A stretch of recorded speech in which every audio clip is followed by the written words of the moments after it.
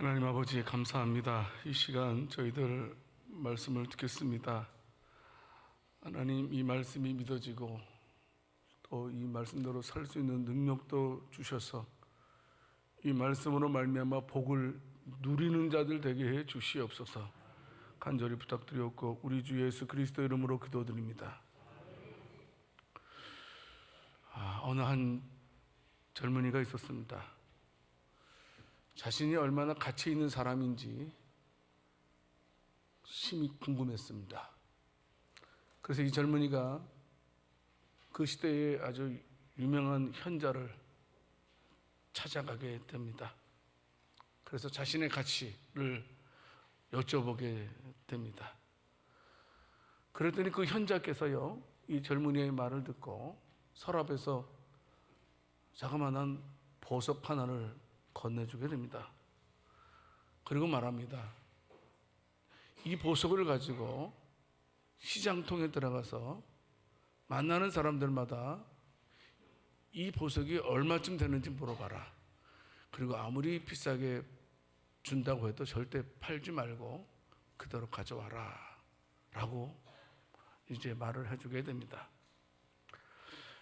이 사람이 이제 시장에 들어가게 됩니다. 시장에 들어가서 상인들에게 보석값을 여쭤보게 됩니다. 가열장수에게 여쭤봤습니다. 선생님, 이 보석 얼마나 될까요? 라고 물었더니 그래? 괜찮은데 내가 과일 몇 개 줄 테니까 바꾸지, 이런 말 했습니다. 이번에는 옷감 장수에게 가서 물었습니다. 그랬더니 내가 비단 조금 줄 테니까 이 비단과 그 보석이랑 좀 바꿔볼 생각은 없는가? 라고 말을 했습니다. 장신구 하는 사람에게 찾아가서 물었습니다. 선생님, 이 보석 얼마나 할까요? 라고 물어봤더니 이거 장신구로 만들면 좋겠는데 나한테 팔지 않겠나? 이렇게 말을 했습니다. 꽤 높은 가격을 불렀죠. 이번에 이제 보석상을 찾아갔어요. 어느 보석상에 들어가서 선생님, 요 감정 좀 해주시고 이게 얼마나 되겠습니까? 그러니까 이 보석상이 깜짝 놀라는 겁니다. 이렇게 귀한 것이 있나? 내가 천금 줄게, 나한테 팔게나? 옆집에 있는 보석상에 들어가니까 그 보석상 주인은 또 뭐라고 해요? 이거 별별은 없는 거야. 그게 나한테 싸게 팔지 그래. 이런 말을 했습니다. 그 청년은 시장통에서 이 사람 저 사람 만나서 가격을 물어본 다음에 이제 현자에게 찾아와서 그간 있었던 이야기를 하게 됩니다. 현자가 내 가치가 얼마나 되는지 궁금해하는 젊은이에게 말을 하게 됩니다. 이보게, 사람의 가치도 이 보석의 가치와 똑같다네. 다른 사람이 나의 가치를 평가해 주는 것은 다 틀리다. 어떤 사람은 사과 몇 개, 어떤 사람은 옷 몇 벌, 어떤 사람은 천금, 어떤 사람은 그냥 몇천 원, 이렇게 다 평가하는 것처럼 똑같이 말해요. 나의 가치는 다른 사람의 평가의 가치에 의해서 결정되는 것이 아니다. 절대로. 나의 가치는 내가 정하는 것이다. 이런 말을 했습니다. 여러분들은 얼마나 소중한 분들인지 알고 계신지요? 누가 뭐라 그래도 내 마음속에 내가 소중한 사람이고 존귀한 사람이 느껴지는지요? 우리는 기억해야 됩니다. 우리 하나님께서 저와 여러분들을 얼마나 사랑하셨으면 독생자 예수 그리스도를 이 땅에 보내주셔서 죽게 하셨습니다. 그래서 우리의 가치를 확 올려놔 주셨습니다. 우리가 하나님의 자녀라는 이 가치, 소중한 겁니다. 내가 하나님의 자녀라는 이 가치를 우리가 깨닫지 못한다면 우리는 실상은 상당히 불행하게 사는 그리스도인이라고 말할 수 있습니다. 인생을 살아가면서 내가 누구이냐, 이것은 대단히 중요한 문제입니다. 왜냐하면 내가 누구냐에 따라서 내 삶이 달라지기 때문입니다. 그렇지 않습니까? 내가 누구냐에 따라서 우리의 행동 반경도 실제로 달라지는 것을 우리의 삶을 경험하게 됩니다. 우리가 오늘 에베소서를 읽었습니다.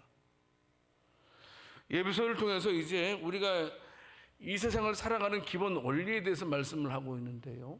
특별히 에베소 1장에서 3장까지의 내용은 뭐냐면 너희들은 하나님의 자녀다.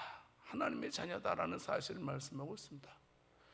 에베소 4장에 이르러서 이제 하나님의 자녀는 어떻게 살아야 되는 것인가에 대해서 말씀을 하고 있는 것입니다. 성도 여러분, 꼭 기억하십시오. 내가 누구인지, 내가 하나님의 자녀라는 사실, 이것을 꼭 붙들 수 있는, 놓치지 않는 저와 여러분들이 다 될 수 있기를 살아계신 주님의 이름으로 축원합니다. 자, 그러면 우리가 하나님의 자녀들이 어떻게 살아야 될까요? 첫 번째는 성도 여러분, 항상 우리는 겸손하게 살아야 된다는 겁니다. 에베소 4장 1절 말씀에서 우리를 불러주신 목적에 대해서 말씀을 해주고 있습니다. 너희들은 불러주신 목적대로 합당하게 살아야 된다, 이렇게 말씀을 하고 계시지요. 그러면서 계속해서 에베소 4장 2절 말씀에서 뭐라고 말씀하고 있습니까? 불러주신 목적대로 사는 것이 뭐냐? 첫 번째가 바로 겸손이라고 말씀을 하고 있습니다. 겸손. 하나님의 자녀답게 사는 것이 뭐냐? 겸손하게 사는 것이다. 여러분, 크리소스톰이라는 사람 여러분 들어본 적 있을 겁니다.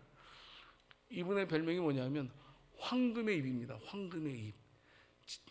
시야를 금리빨로 해서 황금의 입이 아니고 설교를 얼마나 잘하신 분인지 모릅니다. 설교를 너무 잘하니까 사람들이 이 크리소스톰에 대해서 황금의 입이라고 이렇게 별명을 붙여주게 되는데요. 이 황금의 입인 크리소스톰이 이런 말을 했습니다. 권세를 사랑하는 것만큼 교회를 분열시키는 것은 없다, 이렇게 말씀하고 있습니다. 우리는 이 크리소스톰의 말 속에서 왜 바울이 성도로서 살아갈 때 첫 번째가 겸손이라고 언급하고 있는지 그 이유를 우리가 알 수가 있습니다. 성도 여러분, 우리가 성경을 읽어보게 되면 바울은요 온통 그렇게 관심 쏟는 데가 있습니다. 어딥니까? 바울이 온통 관심 쏟는 것은 바로 교회라는 사실입니다. 여러분, 교회 탄생이 어떻게 생긴 거 아시잖아요.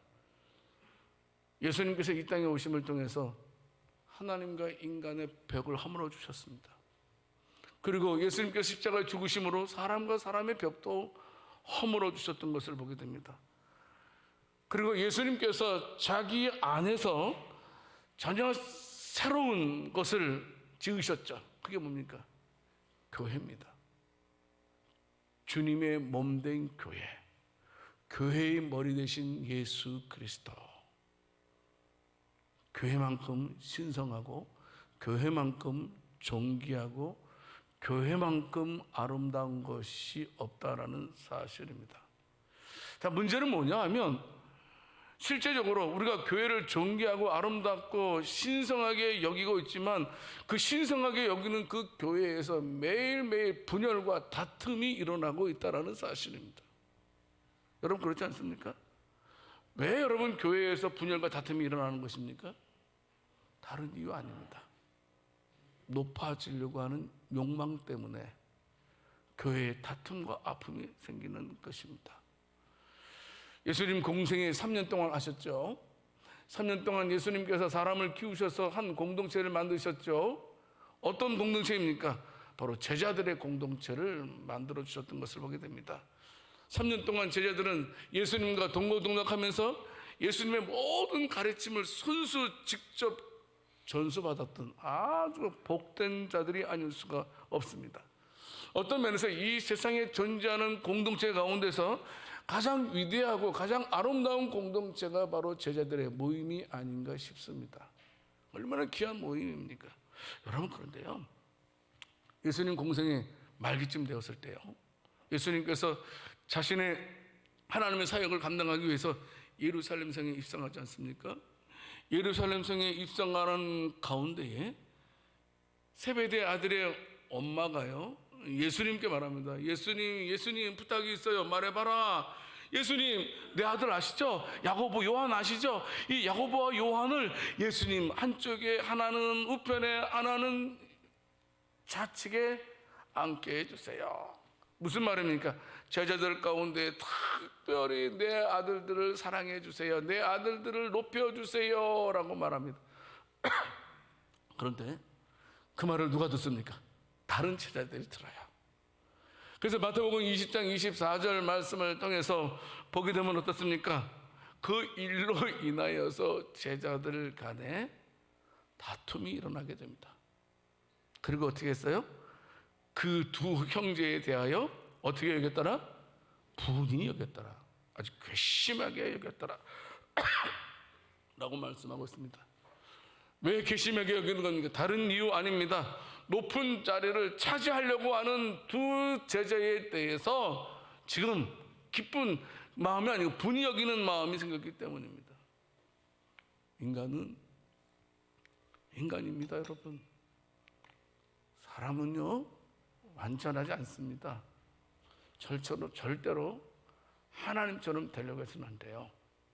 근데 어떻습니까? 사탄, 마귀가 아담과 하와를 사실 꼬드깁니다. 꼬드겨가지고 어떻게 합니까? 너도 하나님처럼 될 수 있어. 창세기 3장 5절 말씀에서 말씀하고 있지 않습니까? 응? 이거 먹으면 너도 하나님처럼 될 수 있어. 그냥 먹어봐. 죄 짓겠습니다.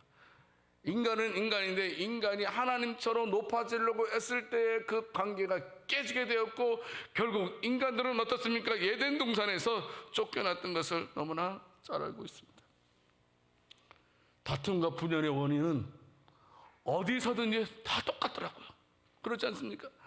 내가 제일 일 되려는 마음, 내가 가장 높아지려는 마음이 있을 때 그것에서 다툼과 분열이 일어난다는 사실입니다.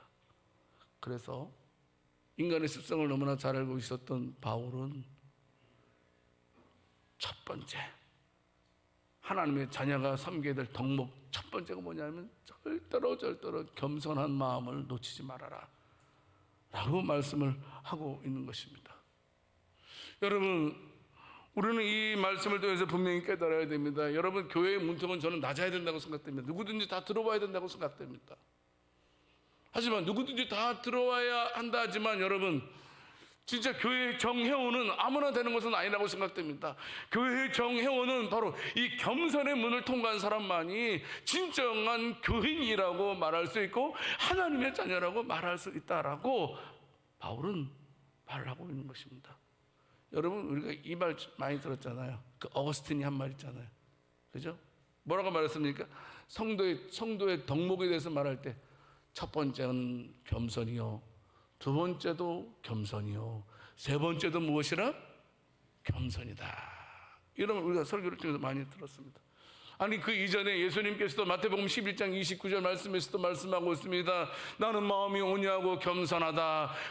그 겸손을 내게서 배워가라. 예수님 말씀하지 않았습니까?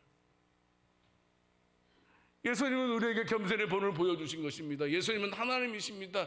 예수님은 여러분 인간의 몸을 입으시고 이 땅에 오셨습니다. 그걸 뭐라 그럽니까? 인카네이션, 성육신이라고 말합니다. 여러분, 예수님께서 성육신이 되어서 인간의 몸으로 이 땅에 오신 것 그 자체가 바로 겸손의 극치라는 겁니다.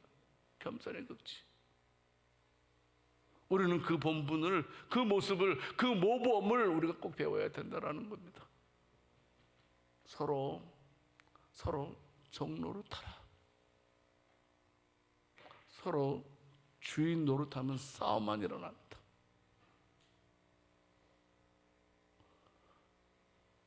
서로 종 노릇하라. 겸손한 마음 가져야 됩니다. 여러분, 절대로 우쭐하면 안 됩니다. 절대로 우리는 내가 최고라고 생각하면 안 됩니다. 나 아니면 안 된다라는 생각을 버려야 됩니다. 성도 여러분, 우리는 모든 이들을 다 소중하게 여기는 겸손한 마음이 우리 가운데 있을 때 우리 교회는 살아있는 교회가 될 줄 믿습니다. 싸우면 안 됩니다. 제가 이 설교하니까 우리 교회가 뭐 싸우는 거 없습니다. 지금 싸우는 거 없어요. 오늘 직분받는 사람들 명심해야 됩니다. 하나님, 하나님 주신 은혜를 내가 평생토록 겸손하게 섬기겠습니다. 죽을 때까지, 천국 갈 때까지. 이런 마음을 우리가 가져야 될 줄 믿습니다. 아무쪼록 예수님을 닮아서 늘 겸손의 모습을 잃지 않는 저와 여러분들이 될 수 있기를 살아계신 주님의 이름으로 축원합니다. 여러분, 두 번째로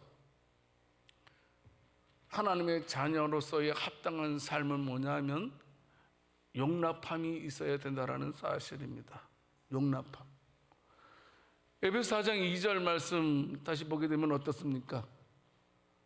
겸손 있어야 되고, 그다음에 용납하라. 여기서 오래 참음으로 사랑 가운데서 서로 용납하고, 그 앞에 말은 다 용납에 걸리는 말입니다. 용납하라. 용납하는 것이 무슨 말입니까? 너그러운 마음을 가져라.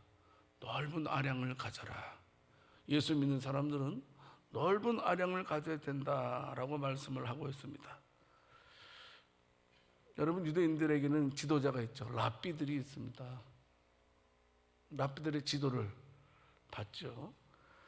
유대의 랍비 요셉 벤 하니나라는 랍비가 있었는데 그는 이런 말을 했습니다. 자기 이웃에게 용서를 구하되 3번을 넘어서서는 안 된다. 용서를 빌 때 3번 이상 용서를 빌어서는 안 된다.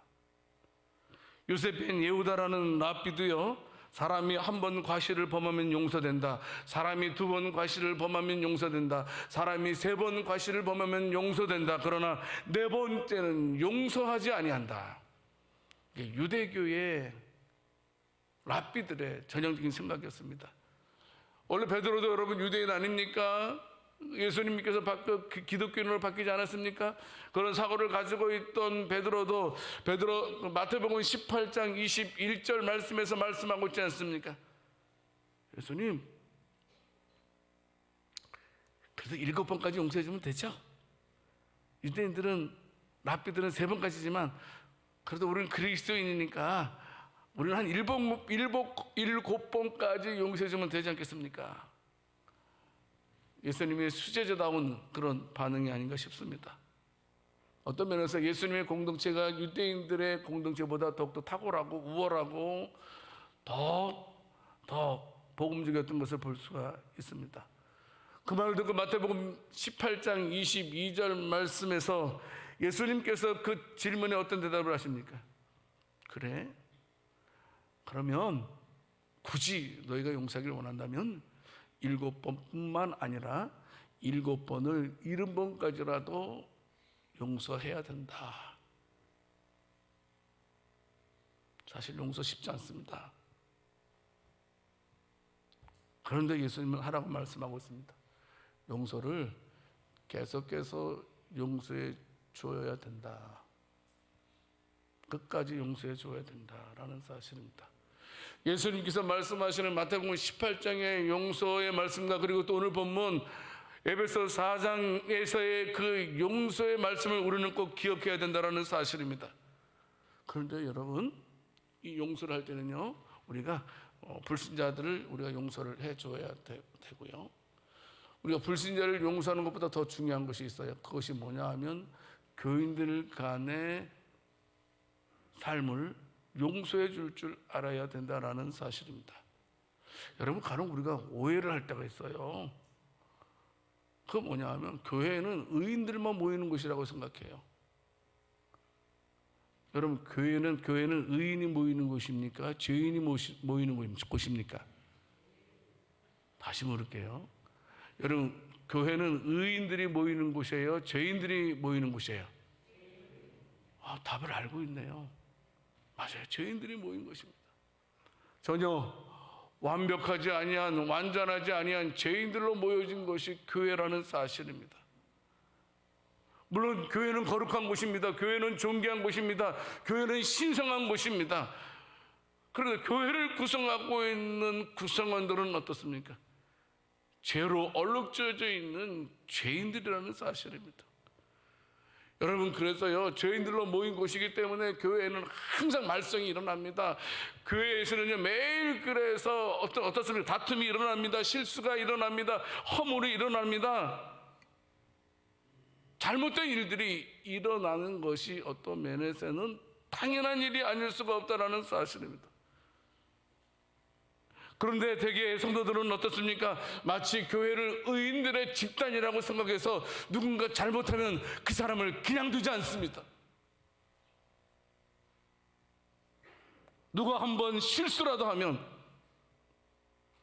성도일수록 더 용서를 하지 않는 것을 보게 됩니다. 이런 분들이 있어. 아니, 이게 말이나 돼? 교회에서 어떻게 이런 일이 일어날 수 있어? 아니, 교회에 어떻게 저런 사람들이 있어?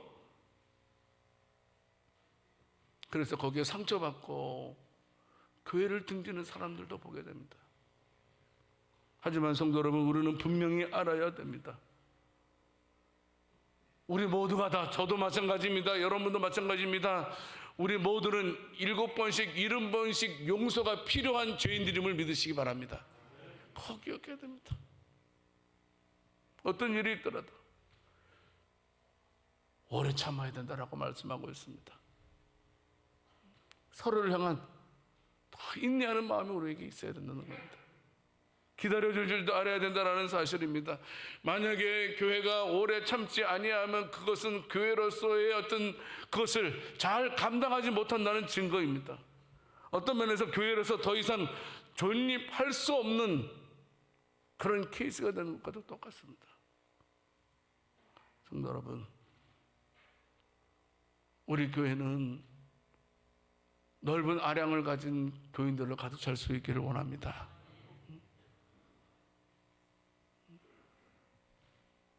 다시 에베소 4장 2절 말씀을 보게 되면 어떻습니까?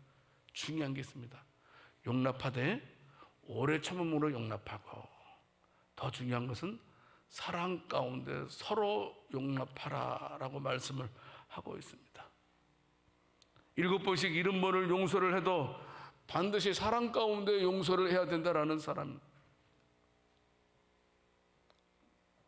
여러분, 사랑 없는 용서는 오래가지 않습니다. 우리 해봤잖아요. 알잖아요. 결국은 언젠가는 폭발하고 말 것입니다. 우리가 사랑 가운데 오래 참고 용납하게 되면 어떻게 됩니까? 마음이 어떤 마음이 생기냐면요, 맨 처음에는 괘씸한 마음이 생기더라고요. 근데 사랑으로 용납하는 마음을 가지게 되면 마음에 불쌍한 마음이 들어요. 불쌍한 마음이 들어요. 아유, 그래, 어찌다가 저렇게 짰노? 그래, 얼마나 힘들겠노? 맨 처음에는 아니, 도대체 그럴 수 있단 말이에요. 말도 안 되잖아. 흥분했어요. 근데 시간이 지나고 나니까 얼마나 힘들었으면 그랬을까? 얼마나 괴로웠으면 저랬을까? 이 불쌍히 여기는 마음이 우리 가운데 생겨야 된다는 사실입니다. 성도 여러분, 우리 교회는 사랑 때문에 받쳐주고, 사랑 때문에 세워주고, 사랑 때문에 덮어주는 교회 될 수 있기를 원합니다. 여러분, 제발 다른 사람 잘못 들춰내지 마세요. 하나님의 방법 아닙니다. 마귀 방법입니다. 특별히 거짓말로 다른 사람의 허물을 들춰내는 것만큼 아주 흉악한 짓이 없습니다. 거짓말로 다른 사람을 해하는 것은, 성도 여러분, 교회를 허무는 자들과 똑같습니다.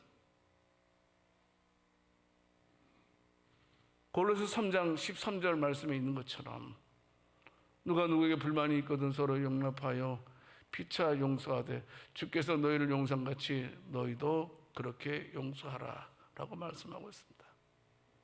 성도 여러분, 우리는 참으로 용서를 받을 수밖에 없는 죄인들임을 믿으시기 바랍니다.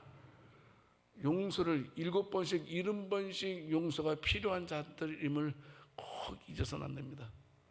저도 그렇고 여러분들도 그렇고. 우리 옆 사람에게 말씀하겠습니다. 저는 용서가 필요한 사람입니다. 해보세요.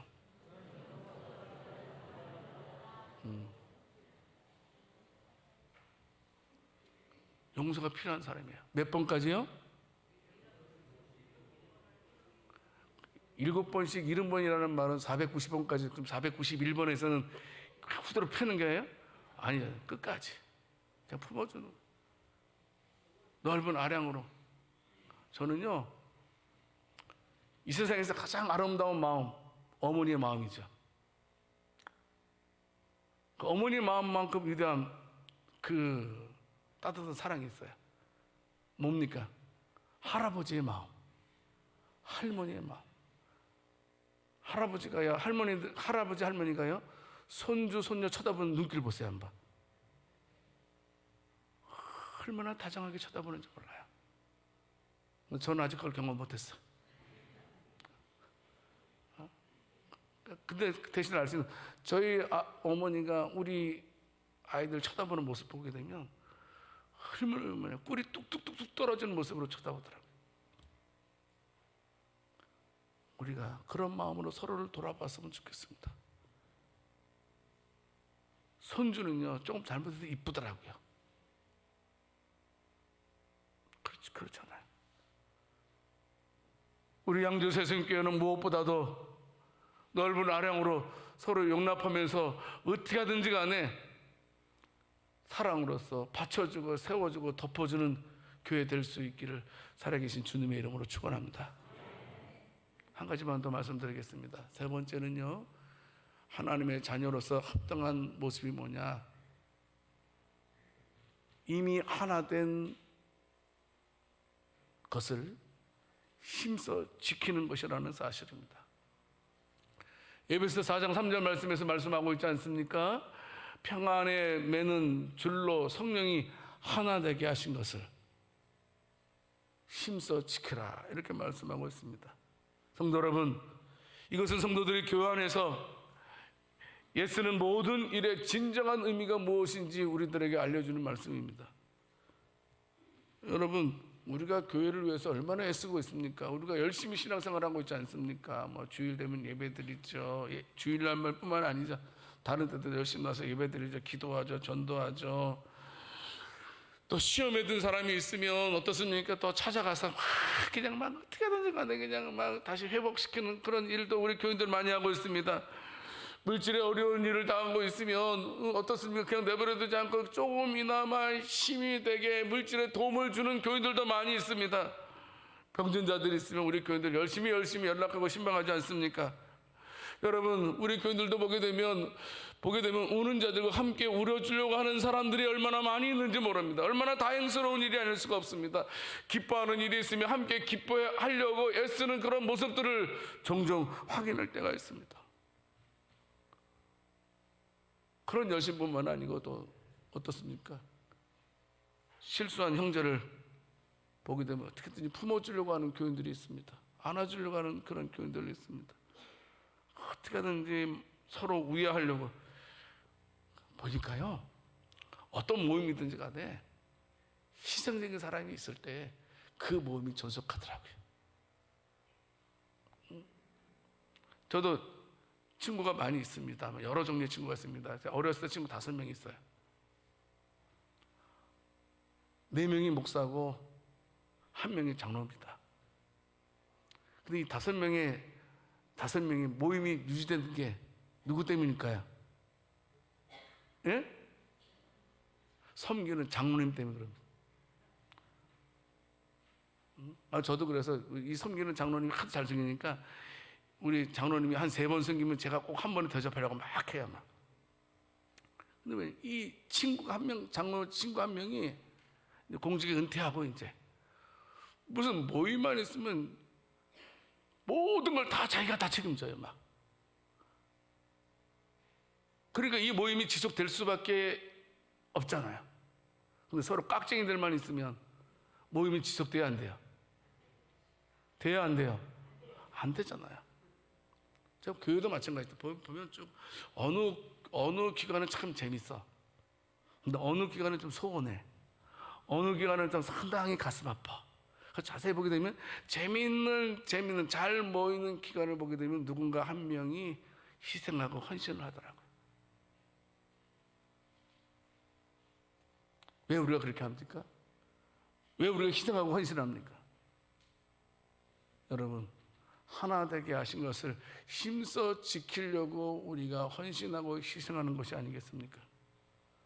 여러분, 우리가 하나 되게 하는 것 아닙니다. 우리는 하나 되게 할 수 있는 자질도 능력도 없는 자들입니다.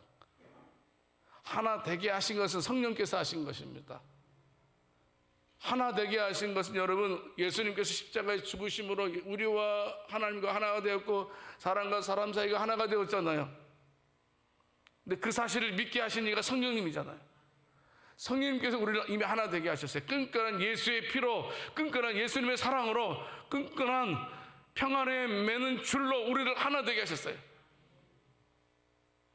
성도 여러분, 그걸 지켜내야 된다는 겁니다. 그걸 지키자. 물론 하나님께서 지켜주실 겁니다. 어떤 일이 있더라도, 내가 희생하더라도, 내가 헌신하더라도 이 아름다운 공동체를 내가 지켜나가겠다. 여기 옆 사람들에게 말씀하겠습니다. 내가 책임지겠습니다. 남집사님도 하세요. 그죠? 내가 책임지겠습니다. 우리 이일중 장로님도 한번 해보세요. 한번. 예, 이런 분들이 있어요. 내가 책임지겠다. 이런 분들. 그러시면 된다는 사실입니다. 성도 여러분, 교회는요, 이 프랭카드와 같이 정물이 아니에요. 저 뒤에 우리 권사님이 그린 수놓은 거 얼마나 멋져요. 교회는 저런 게 아니에요.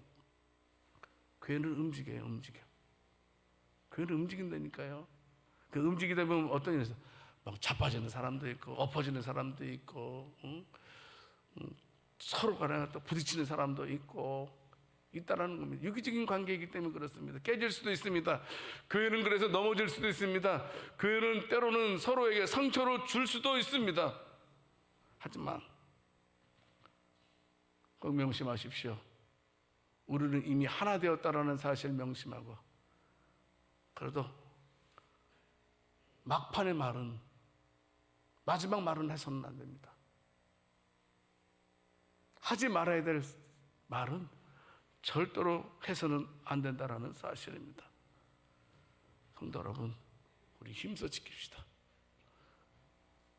우리 하나 되게 하신 것, 우리 양주순 새순교회는 하나됨을 끝까지 잘 지켜내는 살아있는 교회가 될 수 있기를 살아계신 주님의 이름으로 축원합니다. 어떻게 하든지 간에 받쳐주고 세워주고 덮어주는 교회,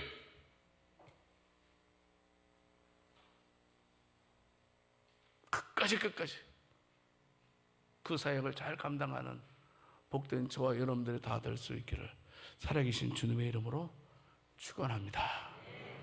하나님 아버지, 감사합니다.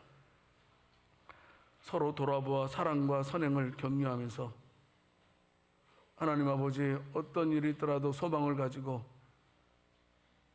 내가 하나님의 자녀라는 사실을 잊지 않고 하나님의 자녀답게 설 수 있는 저희들 되게 하여 주시옵소서. 우리 교회는 하나님 아버지 겸손한 교회 되게 하시고, 우리 교회는 용납하는 교회 되게 하시고, 우리 교회는 하나됨을 힘써 지키는 교회 되게 해 주시옵소서. 우리가 얼마나 거룩한 존재들인지 깨닫는 저희들 되게 해 주시옵소서. 감사드리옵고 우리 주 예수 그리스도 이름으로 기도드립니다.